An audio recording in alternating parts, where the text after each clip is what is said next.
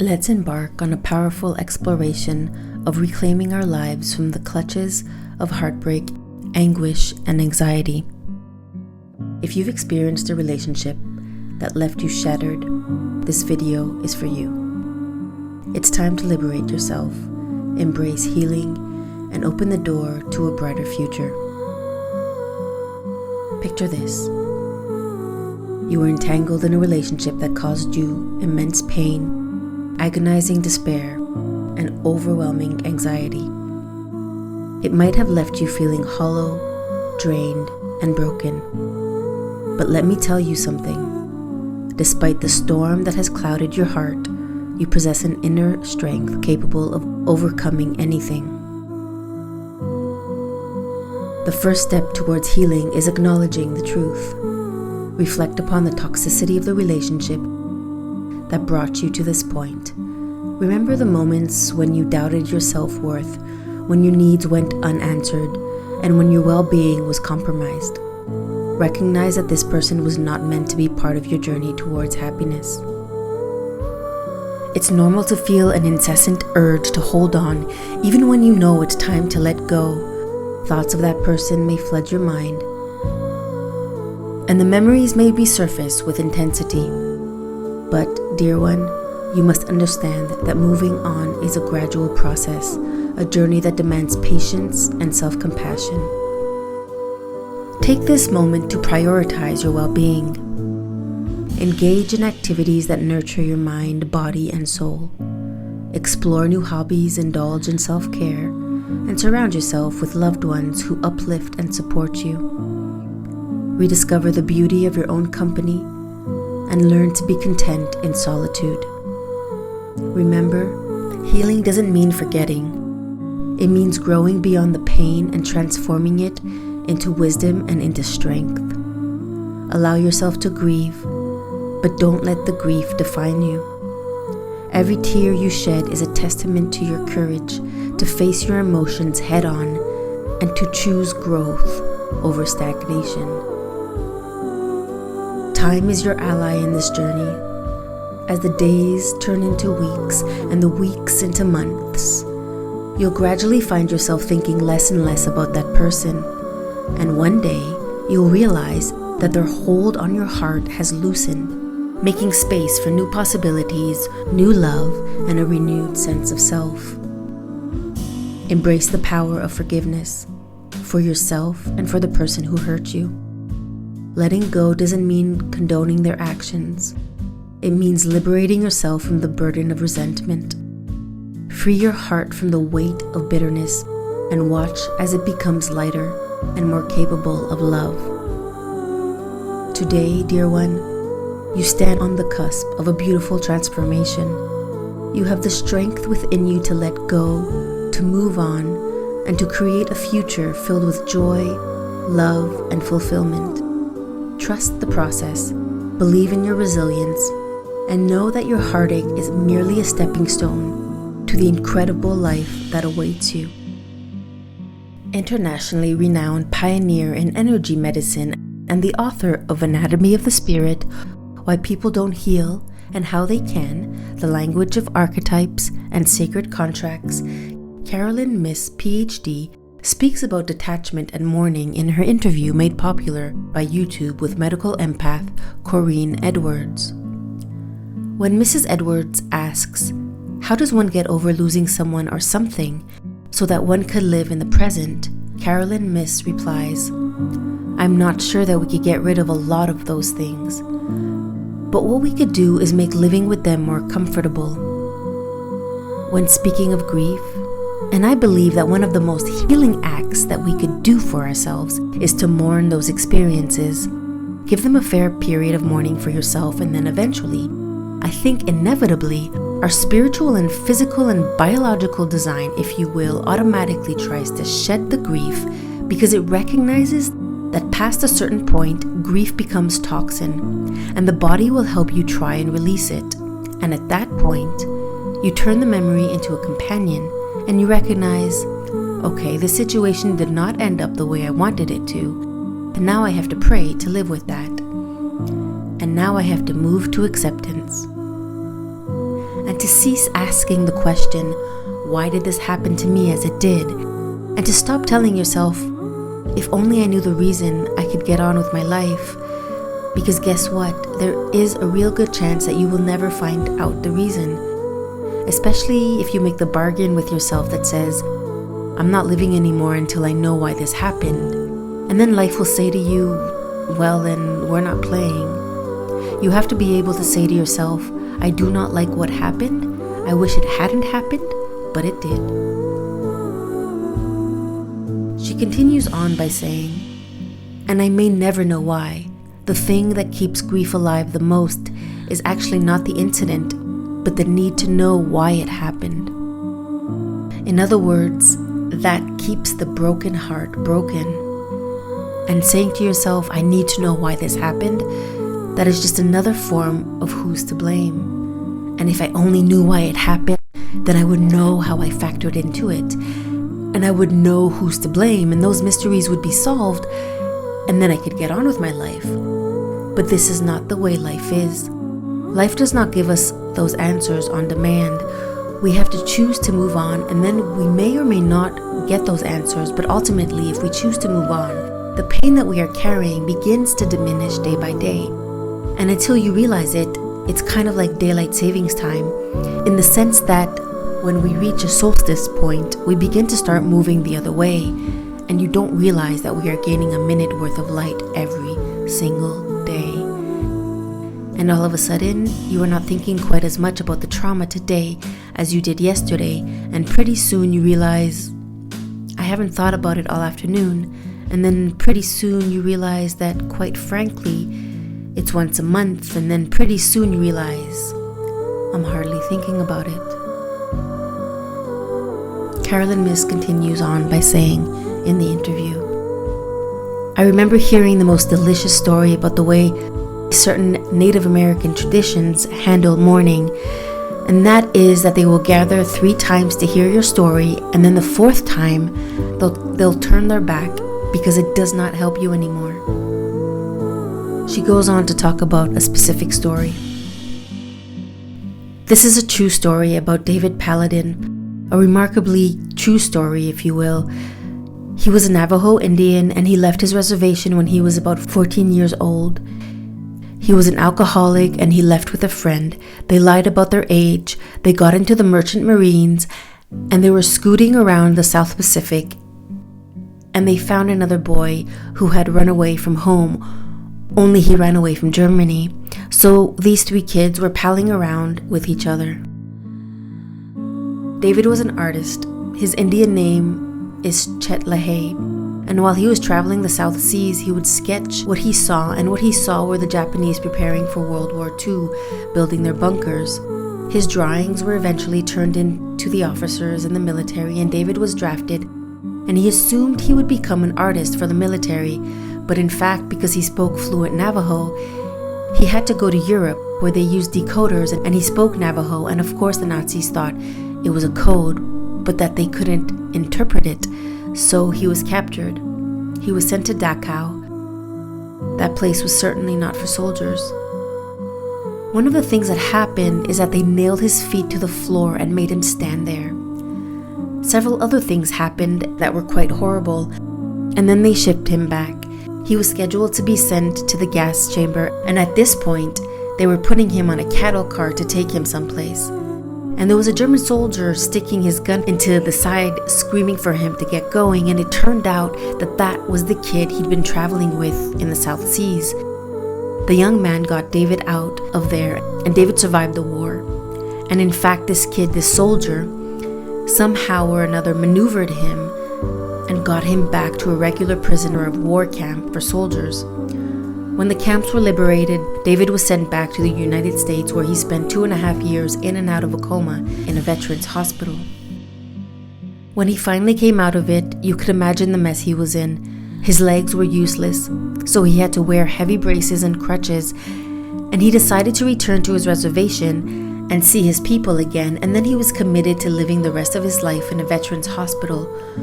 Well, you have to appreciate, they, as the people in his community, hadn't seen him now for maybe as many as 12 years, and he comes back dragging his legs, filled with horror stories. So they gathered together to hear his story, and he told them everything of what had happened to him and all that he had endured. And then they said that they held counsel to try and figure out how to help him, and this is what they did. They tied a rope around his waist, and they pulled the braces off of his legs, and they threw him into very deep water. And they said, "David, swim or drown, because no one could live without a spirit. We urge you to call your spirit back, and if you cannot do this, then we have to let you go." Well, David said he had to decide in that water whether or not to die or to forgive. And in order to forgive, he had to give up knowing why it happened to him. And he had to walk through every one of those memories, including seeing the face, the spirit, if you will, of this Nazi who had shoved maggots and chicken gizzards down his throat. And he looked at that image and he said, "Even you I forgive." And then the image spoke to him and said, "Chetlehe, I was trying to keep you alive. It was the only food I had. All the time, there was yet a different reason." After that, David got his legs back. He became a Christian minister, a Navajo medicine man, and an extraordinary artist.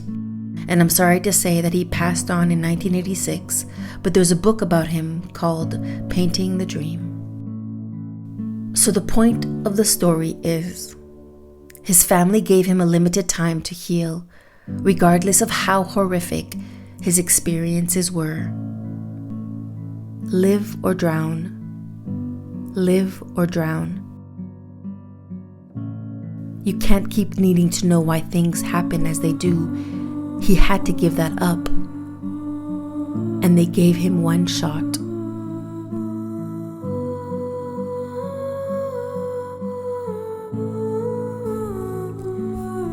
In order to help you in the process of moving on, here are some concrete exercises and practices that could help you in the process of letting go and cultivating self-improvement. Number 1, journaling. Dedicate regular time to journaling your thoughts, emotions, and reflections. Write about your experiences, the lessons you've learned, and the aspects of the relationship or situation that no longer serve you. This practice allows you to gain clarity, release pent-up emotions, and track your progress over time. Number 2, self-reflection and self-awareness. Set aside moments of self-reflection, either through meditation or quiet introspection. Explore your inner landscape, examining your patterns, desires, and values. Develop a deeper understanding of yourself and the reasons behind your attachment or struggle to let go.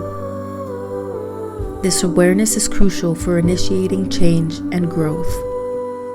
Number 3, emotional release techniques. Engage in activities that facilitate the release of emotions, such as writing unsent letters expressing your feelings, engaging in cathartic physical activities like dancing or exercise, or seeking support through therapy or counseling. Embracing and releasing emotions in a healthy and constructive way can help prevent them from becoming overwhelming or stagnant. Number 4, setting boundaries. Identify and establish clear boundaries that protect your well-being. This may involve limiting contact with the person or situation, defining what is acceptable behavior, and prioritizing your own needs and self-care. Boundaries create a sense of safety and empower you to take control of your own life. Number 5, positive affirmations and self-talk.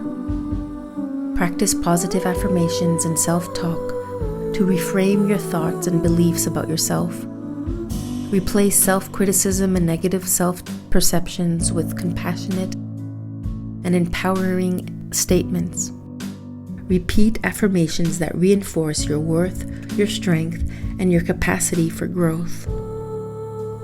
Number 6, engaging in self-care. Prioritize activities that nurture your physical, mental, and emotional well-being. This could include exercise, healthy eating, quality sleep, engaging in hobbies or creative outlets, spending time in nature, practicing mindfulness or meditation, and seeking support from loved ones. Self-care replenishes your energy and reinforces your self-worth. Number 7, cultivating new experiences and connections.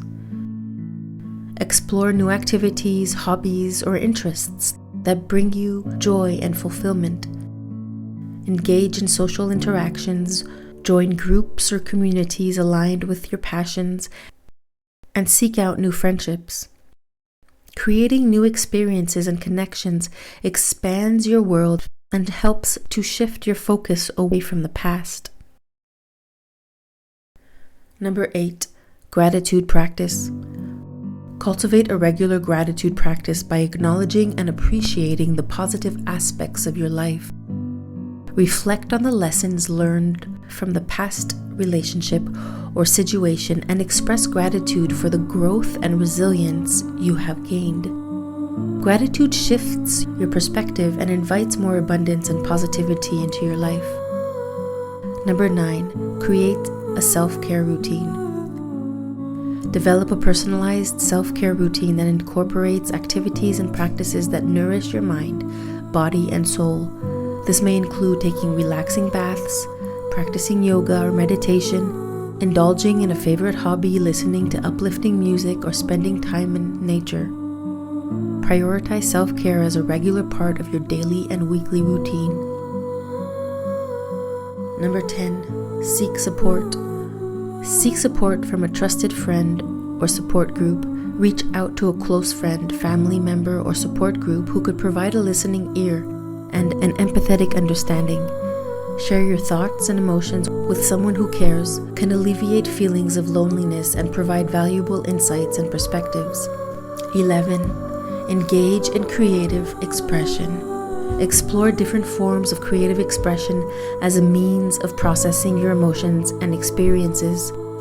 This can include painting, writing, playing a musical instrument, dancing, or any other artistic outlet that resonates with you. Creativity allows for emotional release and can help you find new perspectives on your journey. Number 12, practice mindfulness and meditation. Incorporate mindfulness and meditation into your daily routine. Set aside a few minutes each day to practice deep breathing, observe your thoughts without judgment, and cultivate present moment awareness. These practices could help calm your mind, reduce anxiety, and promote clarity and inner peace. Number 13, focus on personal growth and learning. This could involve reading self-help books, attending workshops or seminars, taking up a new course or skill, or seeking therapy or coaching to gain insights and tools for self-development. Channeling your energy into growth and learning can empower you and provide a sense of purpose. Number 14, surround yourself with positivity. Surround yourself with positive influences, whether it's through uplifting books, motivational videos, or podcasts, inspiring quotes, or affirmations. Choose to engage with media and people who support and encourage your journey towards letting go and self-empowerment. Number 15, forgiveness rituals. Explore forgiveness rituals or ceremonies that resonate with you. This may involve writing a forgiveness letter to the person or situation, performing a symbolic releasing ritual such as burning a letter or letting go of an object, or seeking forgiveness through meditation or prayer. Rituals can provide closure and assist in the process of emotional release. Number 16, embrace self-reflection. Embrace self-reflection through journal prompts. Use journal prompts to deepen your self-reflection. Some examples include: what lessons have I learned from this experience? How has this experience shaped me into a stronger person? Or what are my aspirations for the future?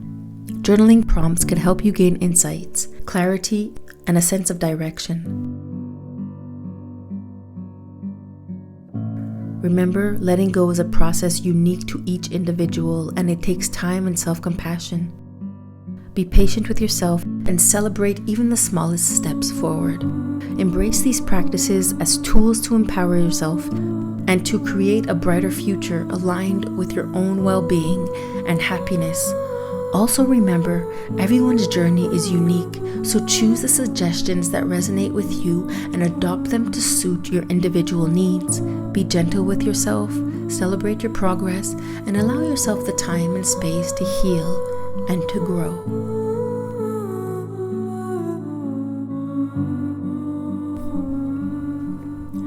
About forgiveness. In the realm of self-forgiveness, there lies a profound journey. A journey towards healing, compassion, and reclaiming your inner peace. It's a journey that invites you to tenderly acknowledge the time you spent in a relationship that did not serve you, where the delicate balance of your emotions was twisted and distorted. In this sacred space of self-reflection, it is vital to remember that forgiveness begins with self-love. As you gaze upon the mirror of your own existence, embrace the understanding that you are worthy of compassion, understanding, and forgiveness. Acknowledge the depths of pain you endured and the confusion that clouded your perception. Release the burden of self-blame that may have weighed upon your shoulders, for it was not your fault. In the labyrinth of toxic dynamics, the other person's manipulation and gaslighting might have obscured your reality, causing doubts and upheaval within your being. It is within the recognition of this truth that the seeds of self-forgiveness can take root. In the gentle embrace of self-love, grant yourself permission to heal and nurture the wounds inflicted upon your spirit.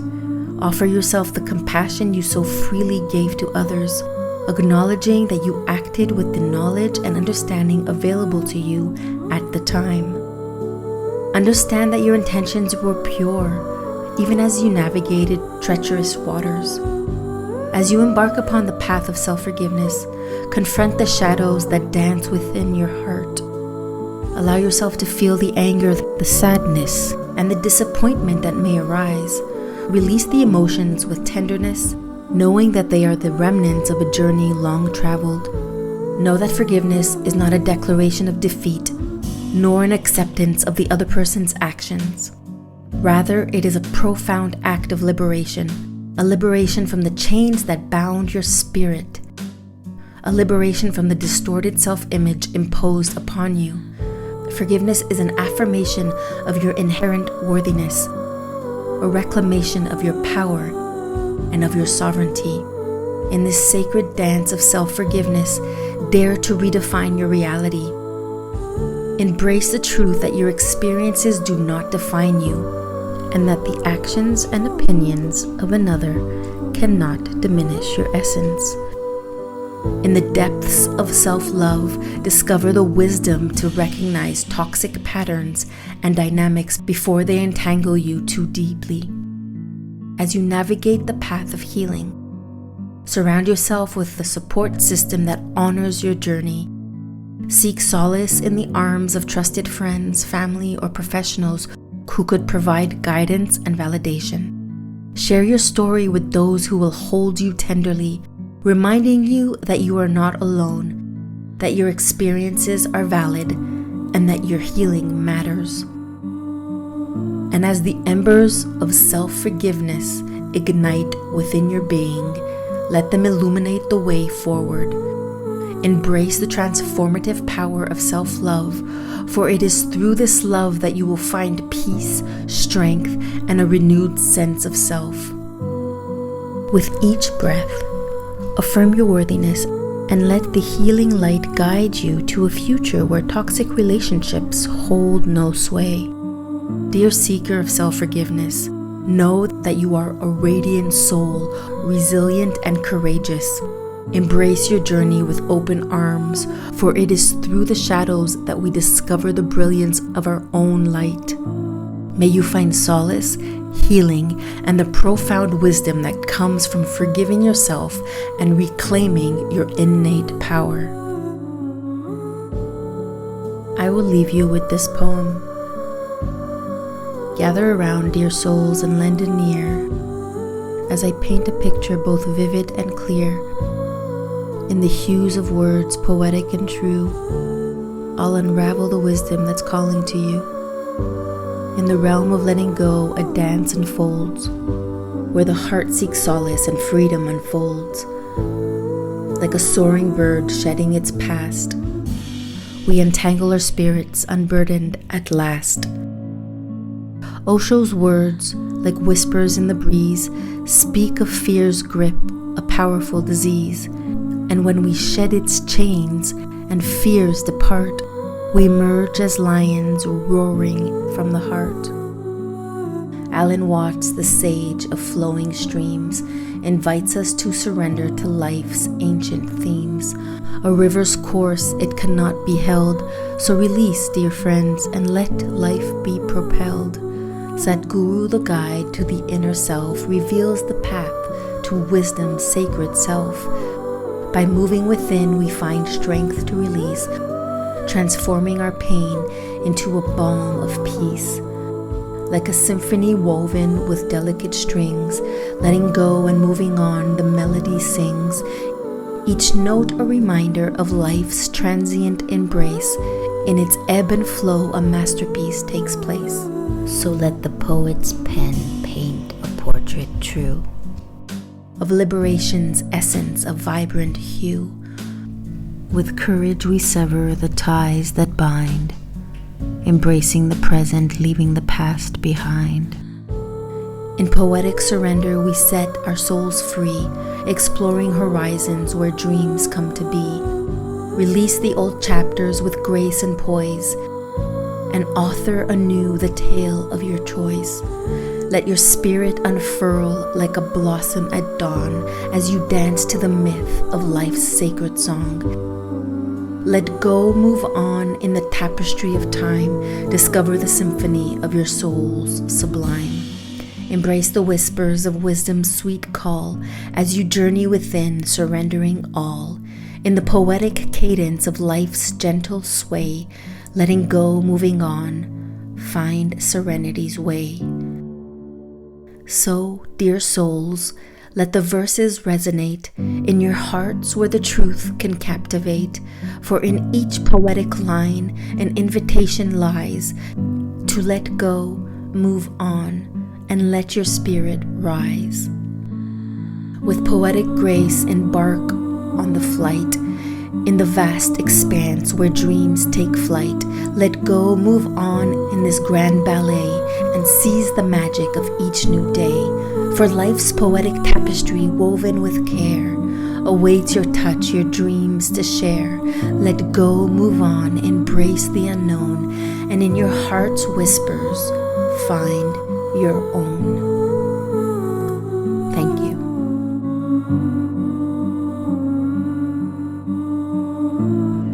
Like this video, comment below if you could relate, and follow and subscribe to this channel for meditation, manifestation, and motivational content.